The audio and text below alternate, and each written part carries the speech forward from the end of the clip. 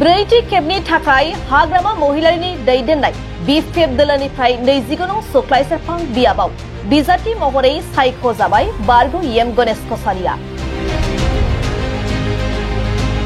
बारग' एम गणेश कसारिया फिन बिजाथि महरै सायख'जाबावनायनि उनाव 29 नं सुक्लाय सेरफां बियाबनि इउपिपिएल आरो बिजेपि दोलोखौ नागारनानै बिपिएफ दोलोआव लोब लोब फैनानै रायजो राजाफ्रा जयनिं जादों।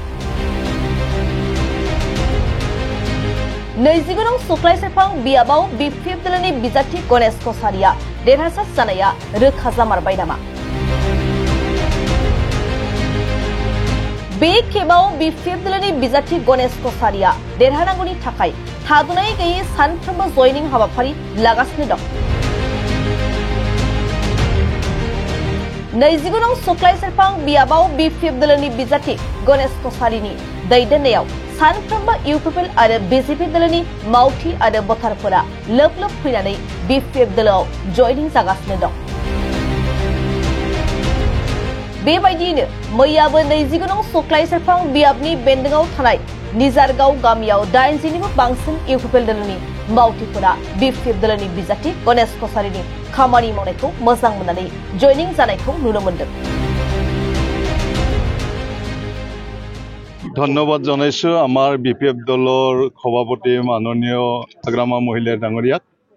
তেখেতে আজি আমাৰ বিপিএফ দলৰ মানে 22 জন কেণ্ডিডেট পঞ্চম বিটিসি নিৰ্বাচনৰ বাবে তেখেতে 22টা সমষ্টিৰ বাবে প্ৰাৰ্থী তালিকা ঘোষণা কৰিছে আৰু সেই প্ৰাৰ্থী তালিকাত মোকো 29 নং সুক্লাই সেৰফাং বিটিসি সমষ্টি এসটি সমষ্টিত মোকো পুনৰবাৰ পঞ্চমবাৰৰ বাবে বিটিসি নিৰ্বাচনত অৱতীৰ্ণ হ'বৰ কাৰণে প্ৰাৰ্থী হিচাপে মোক মানে বাছনি কৰিছে। ইয়াৰ বাবে তেখেতক অশেষ অশেষ ধন্যবাদ।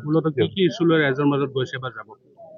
কি ইছ্যু বুলি ক'লে আজি বিটিসি অঞ্চলত সামগ্ৰিকভাৱে উন্নয়ন যেনেকৈ ৰাস্তা ঘাট দলং মেডিকেল স্কুল বান কমিউনিটি হল বিভিন্ন স্পৰ্টছ কালচাৰ এগ্ৰিকালচাৰ বিভিন্ন দিশত উন্নয়ন কৰাই আমাৰ লক্ষ্য।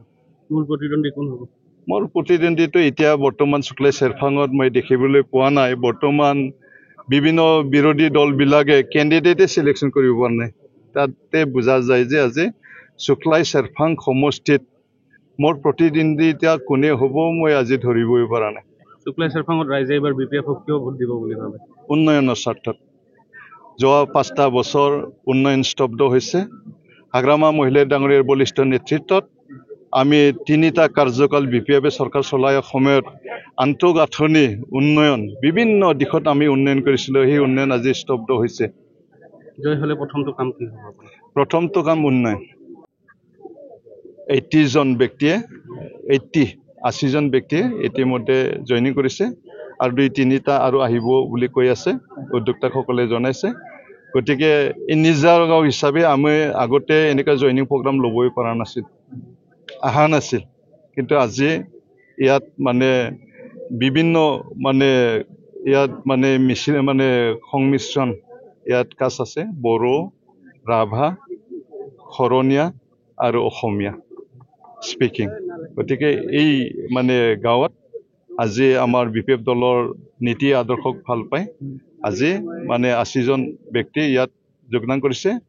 দিনে নিশাই আমি সদায় আপোনালোকে যদি চাই দিনে নিশাই সদায় আমি জইনিং কৰি আছো। শ ব্যক্তি আমি জইনিং কৰিছো। কাইলৈ জইনিং আছে পৰহি জইনিং আছে তাৰ পিছদিনাও জইনিং আছে আৰু এই কন্টিনিউ আমি সময় দিব পৰা নাই।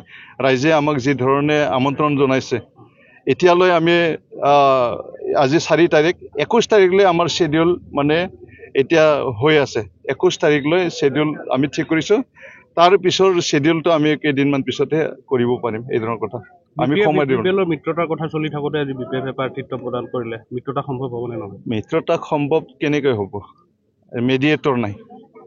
আজি ইউপিপিএল আৰু বিপিএফৰ মাজত মানে এটা টেবুলত বহাই দিব পৰা আজি মেডিয়েটৰ নাই। এফচুৰ সভাপতি দীপেন বড়ো ডাঙৰীয়া অকল মেডিয়াত কৈ থাকিলেই নহ'ব, হাতে কামে লাগিব। তেখেতে 2টা দলৰ মুৰব্বীবিলাকো যে এটা টেবুলত বহাব পাৰে তেতিয়াহে আলোচনা সম্ভৱ হ'ব। যুৱ বিপিএফ নেতা দিগন্ত কলিতা ডাঙৰীয়াই যোৱাকালি মোৰ গাঁও ঔবাৰীত অসমৰ মুখ্যমন্ত্ৰী মাননীয় হিমন্ত বিশ্ব শৰ্মা ডাঙৰীয়া আহিছিল, তাত জইন কৰিছিল, 12জন ব্যক্তিয়ে জইন কৰিছিল। তাৰে ভিতৰত নিজগাঁৱৰ পৰা 2জন ব্যক্তিয়ে মানে জইন কৰিছিল। এই 2জন ব্যক্তিয়ে বিজেপিত যোগদান কৰাৰ কাৰণে আজি 80জন ব্যক্তিয়ে আমাৰ লগত যোগদান কৰিছে। এটোৱে স্বতঃস্ফূৰ্ত হৈছে।